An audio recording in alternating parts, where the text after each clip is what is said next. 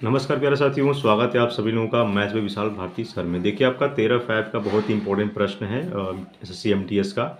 और ध्यान दीजिए यह जो जितना मैंने यह एक्सप्लेनेशन जिन बच्चों ने प्रश्न पत्र भेजा है उन सभी का एक्सप्लेनेशन में जो करा रहा हूँ, इस एक्सप्लेनेशन से जो आपके आने वाले जितने भी एग्जाम है जीके से, करंट अफेयर से, स्टैटिक जीके का, उसमें आपको बहुत ज़्यादा बेनिफिट देखने को मिलेगा। और यकीन मानिए कई सारे प्रश्न मैंने देखे हैं जो एसएससी एमटीएस के ही बराबर पूछे जा रहे हैं। यदि आप क्लास 12 के लेवल का कोई एग्जाम आप फॉर्म भरे हो या क्लास 10 के लेवल का कोई भी आप फॉर्म भरे हो, तो उसमें जो भी सवाल ज़्यादा पूछे जा रहे हैं वो एसएससी एमटीएस से रिलेटेड ही है।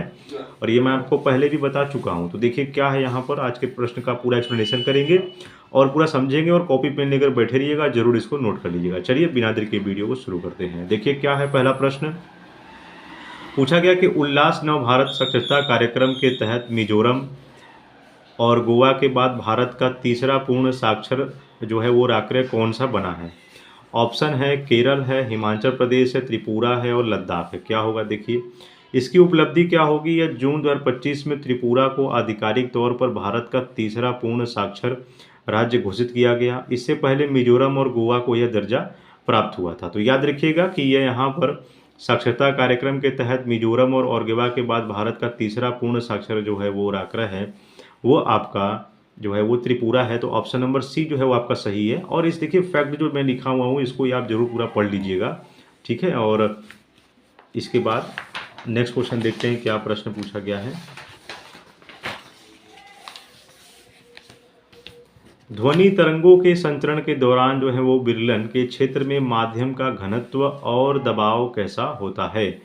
को देखिए क्या है, ऑप्शन है यहाँ पर घनत्व और दबाव दोनों उच्च होते हैं, घनत्व उच्च और दबाव कम होता है, या घनत्व और दबाव दोनों कम होते हैं, या घनत्व कम और दबाव उच्च होता है। ऑप्शन क्या है देखिए कि ध्वनि एक अनुदैर्ध्य तरंगे हैं जो माध्यम के कणों के कंपन के माध्यम से आगे बढ़ती हैं।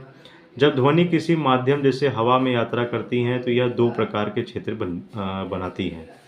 ऑप्शन यहाँ पर क्या है, संपीड़न देखिए क्या है कि वह क्षेत्र जहाँ पर माध्यम कण एक दूसरे के बहुत पास पास आ जाते हैं और जहाँ उच्च दबाव हाई प्रेशर और उच्च घनत्व जो है हाई डेंसिटी होता है। तो याद रखिएगा इसका उत्तर क्या होगा आपका कि ध्वनि एक अनुदैर्ध्य तरंग है जो माध्यम के कणों के कंपन के माध्यम से उत्पन्न होती है। तो इसमें क्या होता है कि ध्वनि किसी माध्यम जैसे हवा में तैरती है, दो प्रकार का होता है। तो संपीड़न और विरलन इसमें आपका होगा। जो घनत्व और दबाव दोनों उच्च होते हैं, घनत्व उच्च और दबाव कम होता है, या घनत्व दबाव दोनों कम होते हैं। तो इसमें देखिए मैंने आंसर मैंने लिखा नहीं है, नहीं यहाँ पर है। इसमें कम दबाव और कम घनत्व ये उत्पन्न होता है ना, कम दबाव और कम घनत्व होता है। तो घनत्व कम और दबाव घनत्व और दबाव दोनों का, ऑप्शन नंबर सी जो है वो आपका सही है, ठीक, क्योंकि दोनों में ही कम होता है। और बाकी देखिए यहाँ पर कुछ अतिरिक्त प्रश्न भी यहाँ पर है कि ध्वनि गति सबसे अधिक किस माध्यम में होती है। तो ये ठोस में, क्योंकि इसके जिसके कण जो है वो होती है बहुत पास पास होती हैं। क्या ध्वनि निर्वात में भी यात्रा कर सकता है। नहीं, ध्वनि को यात्रा करने के लिए भौतिक माध्यम की आवश्यकता होती है ना। दो क्रमागत संपीड़नों या दो क्रमागत विरलनों के बीच की दूरी को क्या कहते हैं, तरंगदैर्ध्य करते हैं, जैसे लैम्डा इसे दिखाते हैं हम इसको। तो ये चीज़ें देखिए पिछले साल हम पूछी गई प्रश्न है, तो इसको भी यहाँ पर याद कर लीजिएगा और नोट कर लीजिएगा। नेक्स्ट क्वेश्चन है कि निम्नलिखित में से कौन सा विषमांगी मिश्रण का एक प्रगुण है। विषमांगी मिश्रण का एक प्रगुण है। ऑप्शन है इसके घटक पूरे मिश्रण में समान रूप से मिश्रित होते हैं, या इसके घटकों को भौतिक रूप से अलग देखा जा सकता है, या इसका संगठन पूरे मिश्रण में एक समान होता है, या चीनी और पानी का घोल इसका एक आदर्श उदाहरण है। तो देखिए कि विषमांगी मिश्रण का एक गुण पूछा गया है। तो यह मिश्रण जो होता है वो दो प्रकार के, एक समांगी होता है और एक विषमांगी होता है। तो विषमांगी मिश्रण के मुख्य गुण होते हैं जो गैर सामान्य संगठन होते हैं। विषमांगी मिश्रण में पदार्थ पूरी तरह से नहीं घुलते हैं और इसके अलग अलग हिस्सों में घटकों की मात्रा अलग अलग हो सकती है। और दृश्य सीमाएं क्या हैं, इसमें आप अलग अलग पदार्थों को अपनी आंखों से या सूक्ष्मदर्शी की सहायता से देख सकते हैं, जैसे पानी में बालू है। और भौतिक पृथक्करण में जान लीजिए क्या है, इनके घटकों को साधारण भौतिक विधियों जैसे छानना, हाथ से चुनना या निर्धारण करना आसानी से अलग अलग किया जा सकता है।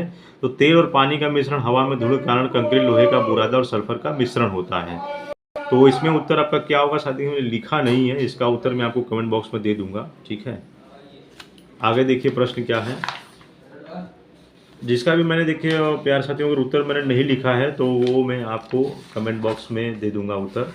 एक बार क्वेश्चन ज़रूर इसमें पूछ लीजिएगा, फिर मैं बता दूंगा। बाकी देखिए सारे प्रश्न हैं, जो फैक्ट है यहाँ पर ये सारे मैंने लिखी हुई हैं विषमांगी मिश्रण के। जैसे देखिए भी प्रश्न आपसे पूछा गया है कि कोलाइड और निलंबन किस प्रकार के मिश्रण होते हैं। ये दोनों ही विषमांगी मिश्रण की श्रेणी में आते हैं, याद रखिएगा। हालांकि कोलाइड देखने में समांगी जैसा लग सकता है। टिंडल प्रभाव किस मिश्रण में देखा जा सकता है? विषमांगी मिश्रण, जैसे विशेषकर कोलाइड और निलंबन में, क्योंकि इनके कण जो होते हैं वो प्रकाश को फैला देते हैं। ठीक है, ये देखिए प्रश्न पूछे गए हैं सारे। निम्नलिखित में से कौन सी विस्थापन अभिक्रिया जो है वो नहीं है, ये पूछा गया है। ठीक है, और ये विकल्प आपके दिए गए हैं, सारे हैं यहाँ पर। तो इसमें से आपका विकल्प जो है वो सी यहाँ पर गलत है। सी वाला देखिए आपका सही होगा, क्योंकि ये विस्थापन अभिक्रिया का रिएक्शन नहीं है। ठीक, नेक्स्ट क्वेश्चन देखिए क्या है आपका कि निम्नलिखित में से कौन सा एक तरल संयोजी ऊतक नहीं है? रक्त है, पेशी मांसपेशी या लसिका? ठीक है, इसका भी आपका जो है ऑप्शन में कमेंट बॉक्स में दे दूंगा। ठीक है, और नेक्स्ट क्वेश्चन देखिए क्या पूछा गया है, और भी यहाँ पर इम्पोर्टेंट सवाल है कि परीक्षा के लिए बहुत ही महत्वपूर्ण तथ्य याद रखिएगा। जैसे पूछता है कि तरल संयोजी जो ऊतक होता है वो रक्त लसिका होती है, तो इसमें तो वही तो सवाल आया था। देखें, एक तरल संयोजी ऊतक है, हाँ, तो लसिका आपका हो जाएगा। ये ऑप्शन नंबर सी आपका सही है इस वाले प्रश्न में। ऑप्शन नंबर सी जो है वो आपका सही है, ये इसको आप सही कर लीजिएगा। ठीक, जो भी उत्तर मैंने नहीं लिखा है वो आपको कमेंट बॉक्स में मिल जाएगा। ठीक है प्यारे साथियों, एक बार कमेंट जरूर कर दीजिएगा ताकि मैं कौन से सेक्शन में कौन से हैं यहाँ पर उत्तर, तो मैं मुझे ढूंढने में आसानी होगी। एक बार कमेंट जरूर कर दीजिएगा तो उत्तर आपको मैं दे दूंगा।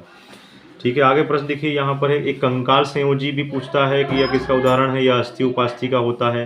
पेशीय ऊतक जो है वो हृदय पेशी रेखित पेशी का होता है। उपकला ऊतक जो है वो त्वचा फेफड़ों की कूपिका होती है, ये याद रखिएगा। अब देखिए सवाल है, क्वेश्चन है, अनुशासन का वास्तविक अर्थ क्या होता है? डिसिप्लिन का वास्तविक अर्थ क्या होता है? तो कठोर दंड और नियंत्रण में रहना, या अपनी इच्छाओं को दबा कर रखना, या नियमों का पालन करना और व्यवस्थित जीवन जीना, या केवल दूसरों के आदेशों का पालन करना। तो देखिए क्या है परिभाषा इसकी। अनुशासन का अर्थ होता है जो नियमों, सिद्धांतों और मर्यादित व्यवहार का पालन करना होता है, और यह केवल बाहरी दबाव नहीं बल्कि एक आंतरिक शक्ति है जो व्यक्ति को सही समय पर सही कार्य करने के लिए प्रेरित करती है। तो नियमों का पालन करना, व्यवस्थित जीवन जीना, ऑप्शन नंबर सी जो है वो आपका सही है। नेक्स्ट क्वेश्चन है, यदि किसी वस्तु को एक अवतल दर्पण के वक्रता त्रिज्या सी से परे पीछे रखा जाता है तो बनने वाले प्रतिबिंब की प्रकृति और स्थिति कैसी होगी? तो पूछा गया है यहाँ पर आभासी सीधा बड़ा, या वास्तविक उल्टा छोटा, वास्तविक उल्टा बहुत बड़ा, वास्तविक उल्टा या समान आकार। तो यहाँ पर सारे देखिए फैक्ट मैंने लिखे हुए हैं, और इसका भी उत्तर आपको कमेंट बॉक्स में देखने को मिल जाएगा। ठीक है, तो ये था हमारे प्यारे साथियों आपका ये प्रश्न, और इसको ज़रूर आप इसको याद कर लीजिएगा। ठीक है, और इसका जितना भी फैक्ट है इसको नोट जरूर कर लीजिएगा, क्योंकि इससे क्या है जो आने वाले आपके प्रश्न हैं वो आपको आसानी हो जाएगी। आपको करंट अफेयर्स के सवाल, प्रीवियस ईयर के क्वेश्चन पेपर जो डायरेक्टली रूप से आप आसानी से याद करके आप लिख सकते हो, और एग्ज़ाम में भी आप अच्छा परफॉर्म आप दे सकते हो। तो ठीक है प्यारे साथियों, आपसे मिलेंगे नेक्स्ट वीडियो में। जय हिंद, जय भारत।